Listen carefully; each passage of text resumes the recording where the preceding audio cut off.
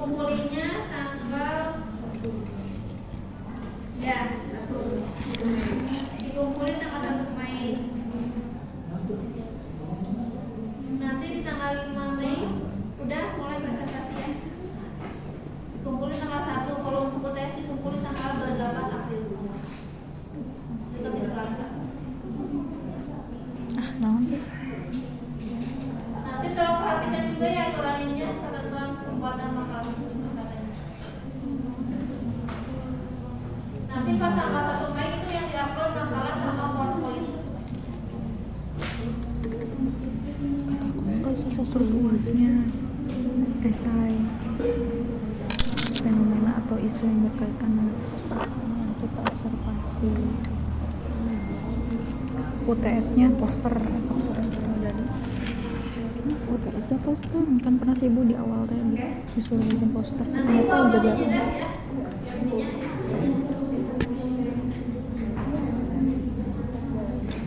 GG ini bisa aneh rapih bisa. Naon rapi Museum Gedung Sate, Museum Geologi udah di 1 Januari bukan lagi. yang kalian lihat perpustakaan mana yang sudah menerapkan teknologi atau kecerdasan buatan dalam proses penunjangan layanan di perpustakaan. Upi apa?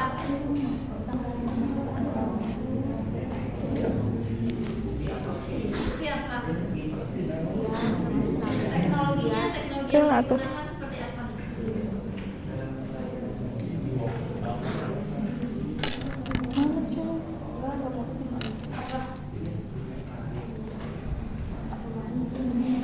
Kalau Upi apa? Itu ada apa? Teknologinya?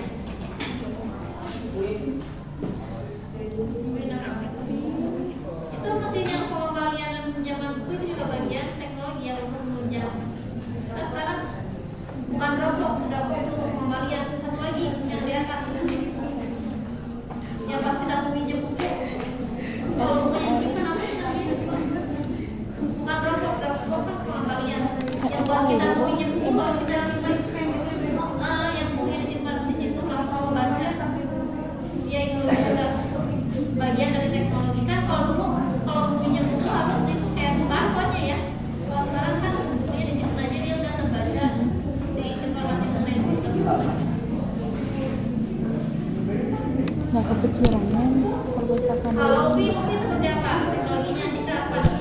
observasi Kalau di Upi nggak kepikiran padahal dalam teknologi teknologi yang ada ada di perpustakaannya.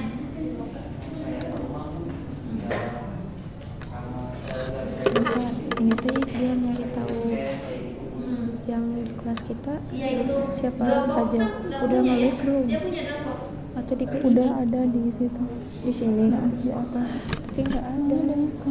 Ini mah kelas A. Dropbox tuh kayaknya cuma ada di Win doang deh, ibu tahu. Ya nggak sih di kampus lain cuma pernah ada observasi yang punya Dropbox nggak? data itu kelas data kelompok Ya Allah. Mana? Kalau Unpad ada apa teknologinya?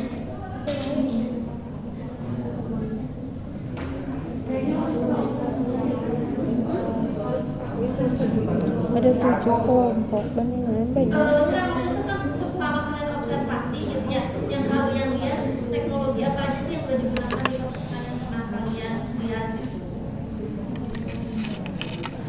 Karena udah pernah, udah banyak nih observasi ke beberapa tempat. Nah, kita perhatiin mereka menggunakan teknologi apa aja.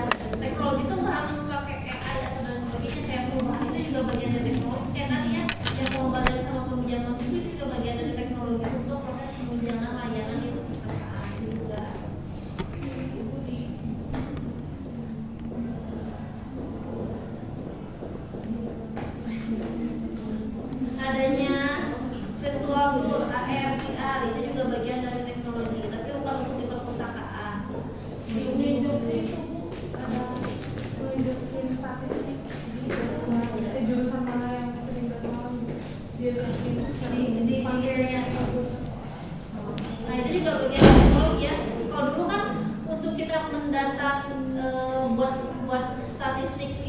kunjung gitu ya, diagram kunjung itu kan manual ya, dihitung satu-satu karena kan belum tersistem menggunakan komputer. Sekarang kan udah pakai tinggal ditarik datanya aja kan, pakai metadata.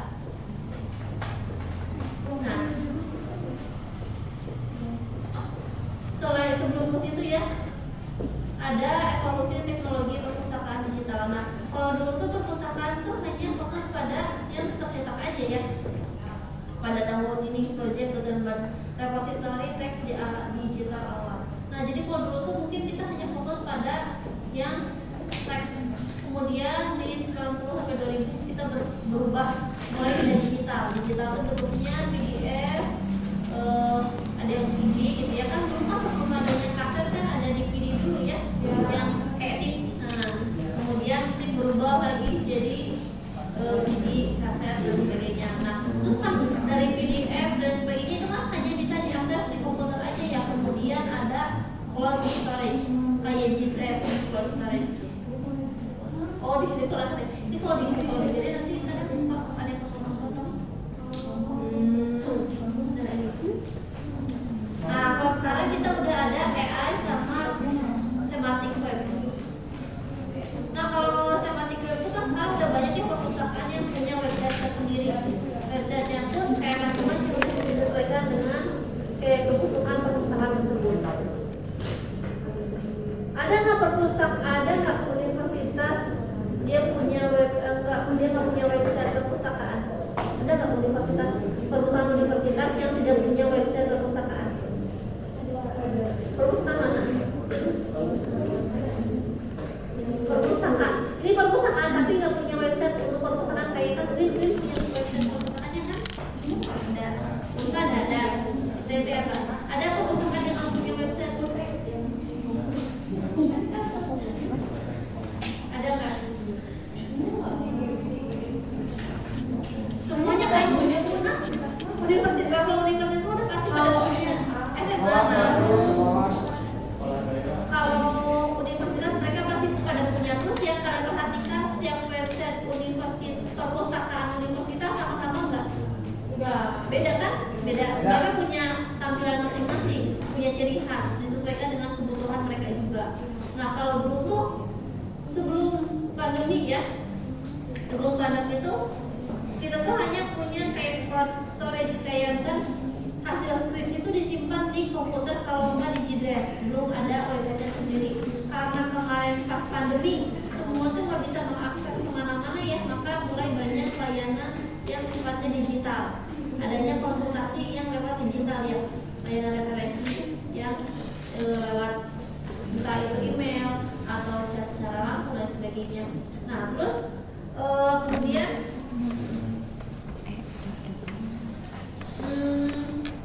muncullah sekarang namanya repository.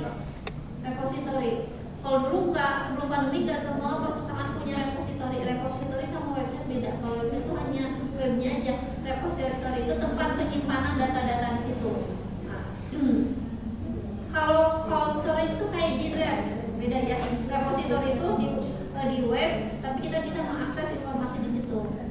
Nah, karena kemarin pandemi makanya banyak universitas yang punya repository. Repository itu bisa berisi tentang skripsi juga, ada yang artikel dari skripsi dijadikan artikel, ada juga yang isinya e-book.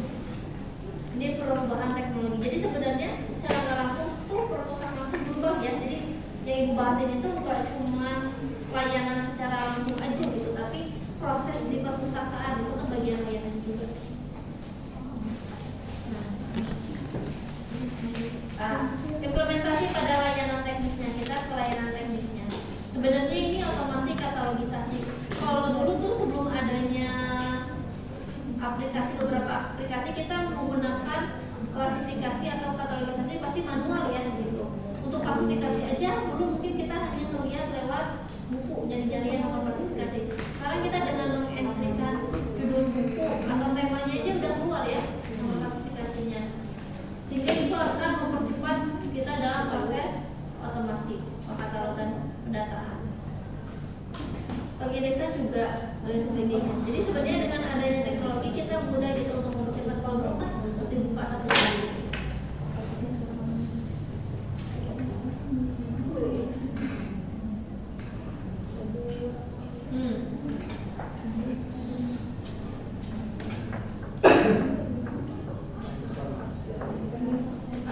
Kemudian adanya berubah lagi ke transformasi layanan perpustakaan. Waktu pandemi kan kita nggak bisa kemana-mana ya, kalau kalian kan masih SMA ya, jadi tidak begitu merasakan perubahannya di perpustakaan. Kalau ibu kerasa banget dulu tuh mau ke perpustakaan aja kan nggak bisa ya karena pandemi, sehingga perpustakaan tuh harus mencari cara bagaimana perpustakaan bisa tetap beroperasi tanpa harus ada pustaka yang datang gitu. Nah, dengan munculnya dulu ada entah itu chatbot atau kita langsung kontak ke salah satu pustakawannya. Jadi ada layanan konsultasi entah lewat WhatsApp, lewat email dan sebagainya. Ada juga yang chat otomatis. Nah, kalau chatbot otomatis, layanan referensi menjadi mandiri tersedia 24 jam 47 hari melalui chatbot yang menjawab query umum mengenai koleksi atau aturan perpustakaan. Jadi pas pandemi kemarin tuh di website universitas banyak muncul yang otomatis untuk tanya otomatis yang dibuat gitu. Nah, tapi kalau dibuat tuh yang minusnya si informasi yang dia berikan tuh hanya bersifat umum doang gitu. Kayak kalian mau ke apa ya di aplikasi misalnya kayak Shopee, ini mau nanya nih kan pada chatbot otomatis ya, mau nanya tentang apa informasinya, itu juga ada gitu di website. Tapi nggak semua perpustakaan begitu ya. Nah, kemudian ada juga karena pandemi kemarin tuh jam layanan tuh semakin gak jelas ya, kita bisa ngotak jam berapa aja, makanya bisa lebih 24 jam. Nah, selain tadi ya secara lewat chat, ada juga bisa pencarian sistematik. Berbeda dengan pencarian kata kunci tradisional, pencarian sistematik memahami konteks dan niat pengguna untuk memberikan hasil yang lebih akurat. Nah, kalau tadi tuh chat tadi tuh lebih langsung ke sistemnya, jadi otomatis jawabannya. Kalau ini akan lebih akurat jawabannya karena kontaknya langsung dengan pustakanya. Nah, ini yang tadinya yang Okta bilang si algoritma kunjungan.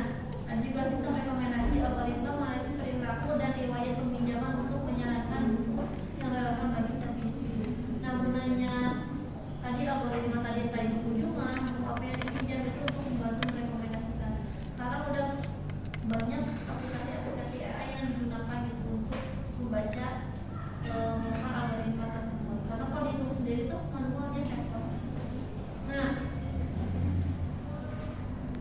transformasi ini berhubungan dengan menurut kalian dengan banyaknya perubahan, kayak contohnya di perpustakaan itu di bagian layanan sirkulasi.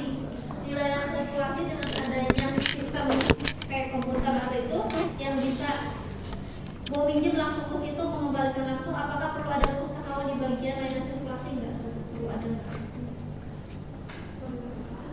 Perlu untuk apa? Apakah si pustakawan di bagian situ akan tergantikan? Karena pemustaka juga masih ada lowong.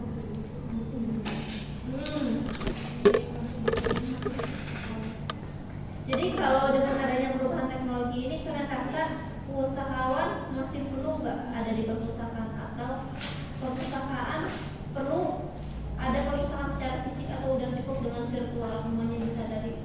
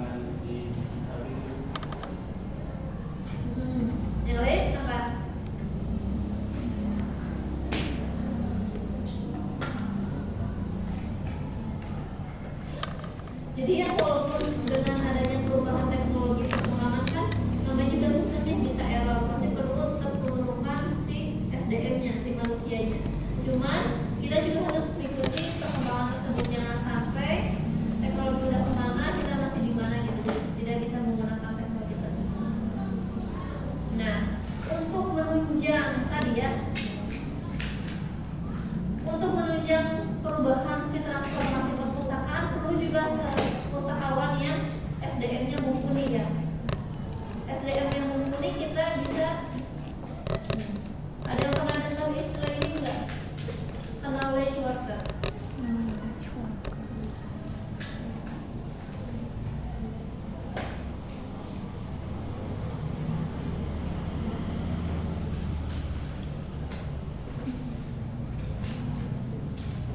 Ada yang pernah dengar nggak knowledge worker?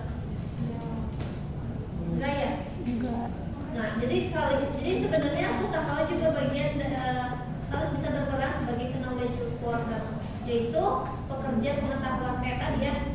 Dengan banyaknya teknologi, kalau kita sebagai SDM yang nggak bisa menggunakan teknologi itu, bisa digunakan nggak? Enggak kan?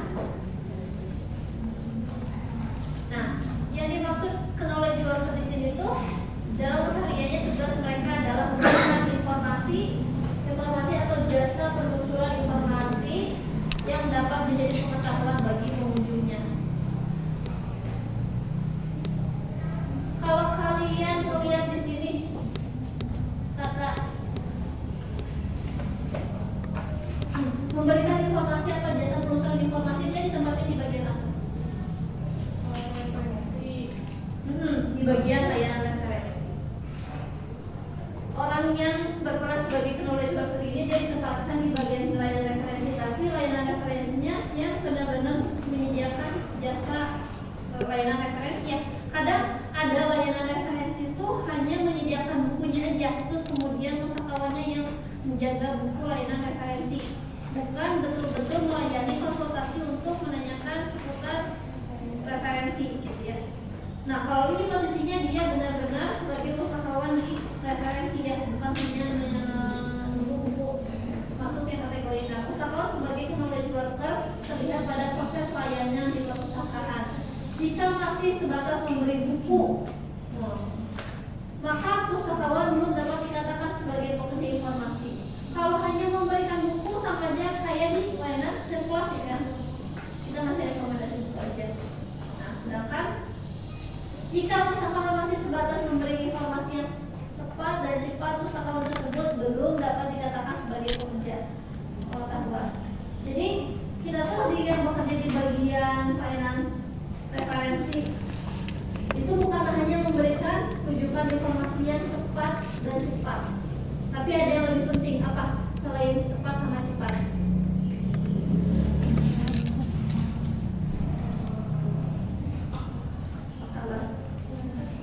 Tepat sama aja kayak kurang nggak?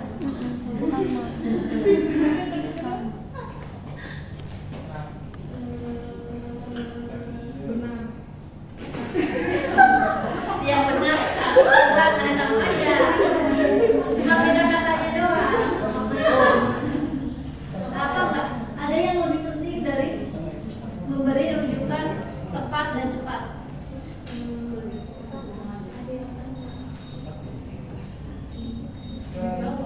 Apa?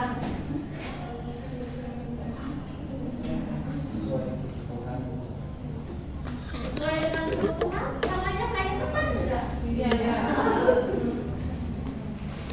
Beda karena kalau yang tepat kan mungkin apa yang dia cari, tapi kita kalau sesuai dengan kebutuhan kita punya rekomendasi yang mungkin ini lebih cocok loh. Kalau yang lain ada lagi enggak?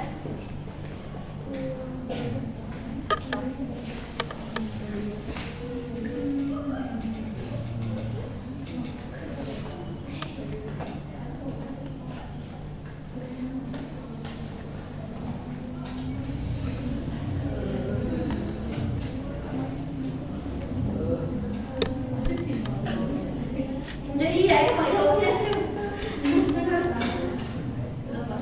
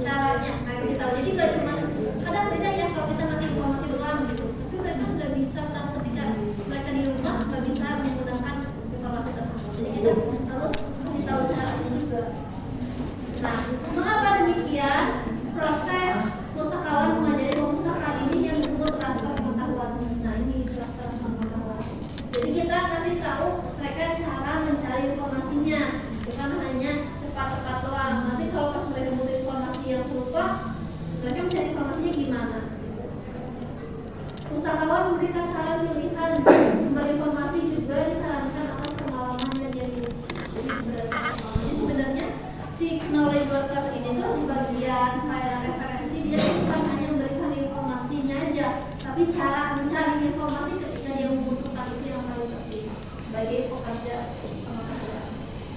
Nah, ini cara penelusuran informasi yang dipelajari pustakawan dan jenis-jenis pilihan informasi diberikan olehnya. Jadi informasi bagi pemustaka saat memastikan pemustaka dapat mengambil keputusan. Nah, dikatakan si pemustaka udah paham apa belum ketika dia sudah bisa mengambil keputusan. Nah, judulnya knowledge worker, transfer pengetahuan. Ketika dia belum bisa mengambil keputusan berarti dia belum paham, kan belum dapat mengambil keputusan, maka pemustaka tersebut hanya dapat mendapatkan informasi. Belum, beda ya, hanya dapat informasi sama berubah menjadi pengetahuan. Kalau dulu dia dirubah menjadi pengetahuan, dia tuh paham akan informasi tersebut. Oh, ini untuk ini nih. Kalau ini tuh hanya udah tahu doang, ini udah nggak belum tahu untuk apanya gitu. Nah, belum bekerja sebagai pengetahuan. Jadi sebenarnya knowledge worker di sini tuh si kita bekerja untuk bukan hanya memberikan informasi aja, tapi dia sampai bisa mengambil keputusan. Sehingga tahu kayak kalian nih, misalkan butuh informasi untuk skripsi, nanya-nanya ke bagian hanya referensi. Kalau kalian belum bisa menjawab dari pertanyaan atau tahu tersebut, berarti itu belum mendapatkan pengetahuan tersebut.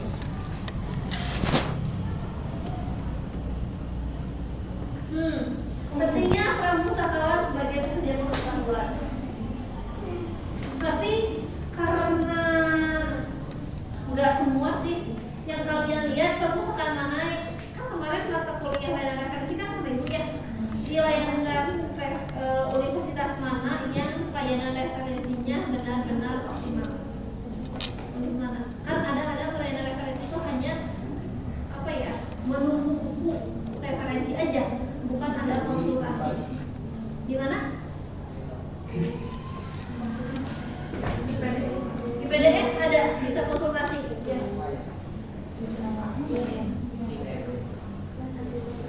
Terus mana lagi? Di PDN. Di sini di kita di internal. Di UIN, ya, layanan referensinya bisa nanya-nanya enggak? Hah? Bisa? Bager,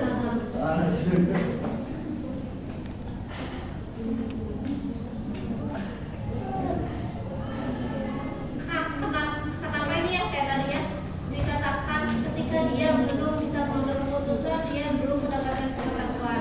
Nah, orang tuh belum punya, nggak semua orang punya kemampuan literasi ya.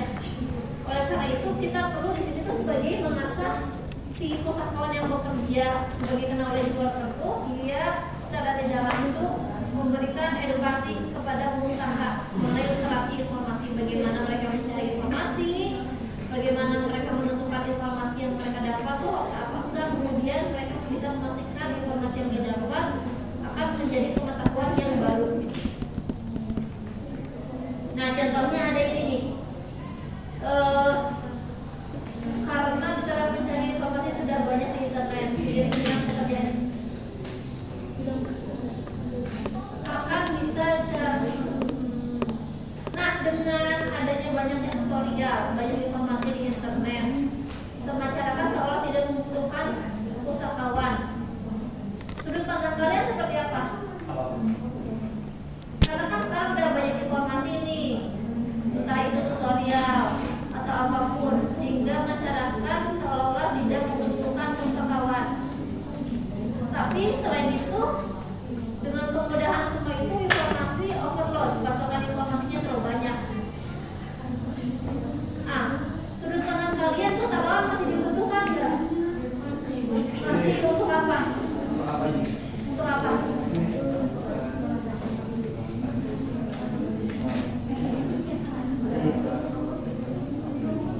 Untuk membantu memfilter ya perpustakaan dalam mencari informasi. Literasi yang tadi ya, literasi kan kemampuan gak semua orang tuh tahu tentang literasi. Literasi itu banyak ya, ada literasi media, literasi digital, literasi membaca dan sebagainya. Kita sebagai peserta harus memberikan informasi tersebut. Gak semua orang tuh mungkin mereka secara tidak langsung paham ya, tapi tidak benar-benar mengaplikasikannya. Gak semua orang juga mengerti, makanya itu adanya tadi literasi.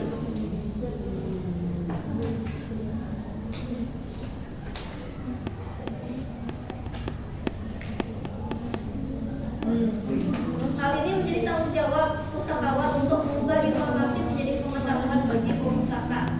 Dengan demikian masyarakat akan mampu menyaring informasi. Dan intinya kan tadi ya, yang kemampuan literasi masyarakat bisa menyaring informasi. Coba kalau di perpustakaannya nggak ada kegiatan seperti itu ya, yang user education, itu udah makin banyak informasi hoax yang bertebaran. Karena kan semua orang tuh punya tadi ya, yang literasi, bilang literasi kan kemampuan itu harus diasah, dicari, sehingga mampu mencari informasi. Kalian mencari informasi yang hoax apa enggak, atau informasi yang benar apa enggak, carinya gimana? Biasanya mereka Sumbernya kalian harus mencari informasi yang sumbernya seperti apa untuk bisa tahu itu betul valid apa enggak. berasal dari berita. Ya, sumbernya kan kalau kalian nyari sumber, kalau kalian mencari jurnal berarti langsung ke jurnalnya. Ya, Kalau buku langsung ke bukunya. ya. Jangan nyari enggak nih, kalau yang agak susah tuh di berita. Jangan nyari di Kalau berita TikTok. gimana cara membedakannya? Soalnya aku kan kita mah udah nyarinya di TikTok. Sekarang apa di Cara menyaring berita. Berita kan banyak banget ya. Membandingkan. Selain membandingkan apa lagi? Untuk tahu informasi tersebut. Selain membandingkan, kalian menggunakan website yang disediakan nggak untuk mengecek hoax apa enggak?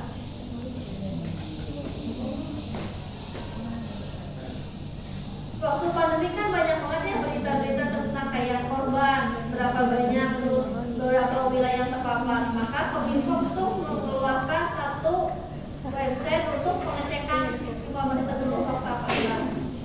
Nah, ada juga yang salah satu. Tapi lebih enak sih kayak membandingkan informasi yang dari koran A dengan koran B ya. Kadang-kadang kalau memang beda, berarti bisa jadi informasi tersebut tidak benar. Kalau itu ya secara informasi ya. Kalau dari pengetahuan tuh jangan menggunakan kayak Wikipedia yang bersumber dari Wikipedia, WordPress ya.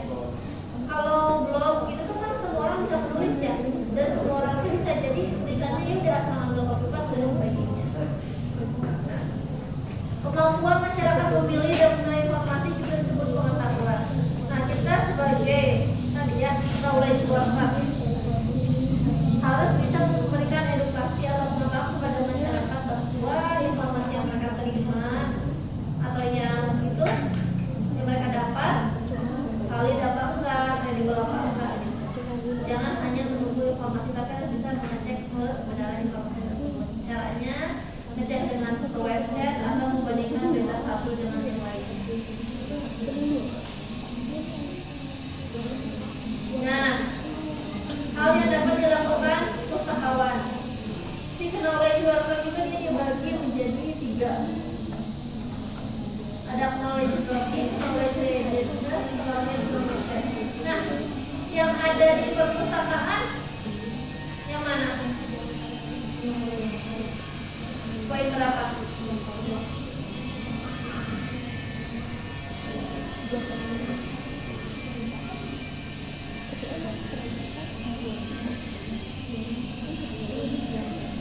Yang mana yang ada di perpustakaan? Ya, nomor 1. Nomor 3 ada nggak?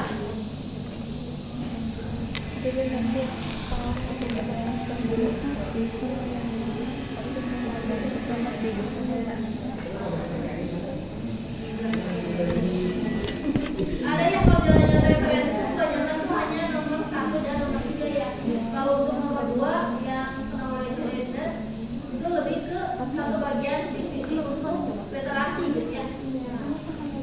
Jadi sekarang tuh perpustakaan udah membedakan layanan referensi untuk memberikan referensi, ada layanan literasi itu untuk mengedukasi masyarakat. Enggak masyarakat tapi pengguna, pokoknya untuk mengedukasi yang berkunjung ke tempat tersebut. Tadi kalau yang kedua itu kegiatan bertujuan membantu usaha agar menguasai literasi semua penting.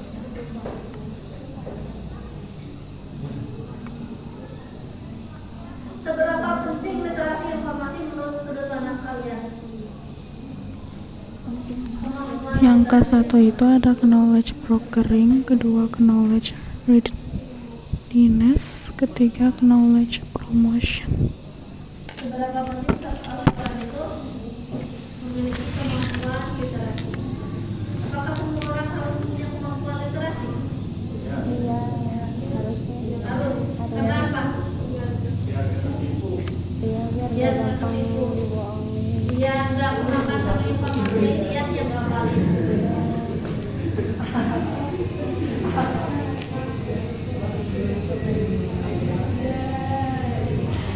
Ada proyek tuh. Ini mengenai informasi yang valid dan dari berbagai sumber Males. informasi sehingga kondisi mengawasi. Jabatannya di kelas cukup serem. Duta, ayo antar ke toilet dulu. Memastikan informasi itu benar apa? Saka tete. Duta, kamu Duta, kamu Duta, ayo Informasi yang kalian antar ke toilet dulu. Kamu duta apa? Enggak, kamu Duta bawah. yang tadi. Cuma kalau lagi worker itu orang tuh nggak ini ya nggak langsung paham karena nggak banyak orang yang tahu istilah knowledge worker. Iya, knowledge. Pekerja pengetahuan.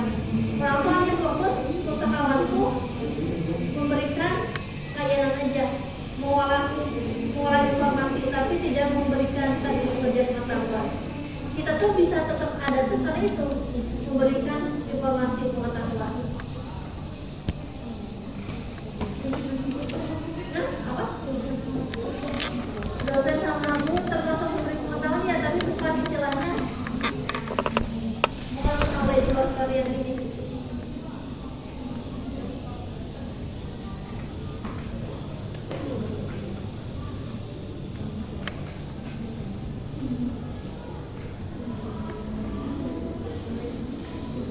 Kalau ada pertanyaan, tutup aja ya. Knowledge worker harus berpikir. Nomor 3 hari ini ketemu lagi. Udah mau tuh jadi knowledge Orang worker depan udah kelas. pada ini harusnya kasih semua.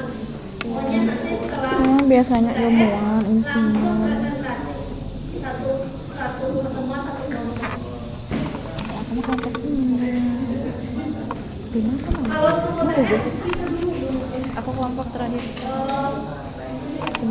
pas hari itu Dear Diary, cuma lagi nulis dear diary. lagi nulis kegiatan minggu ini. Oh,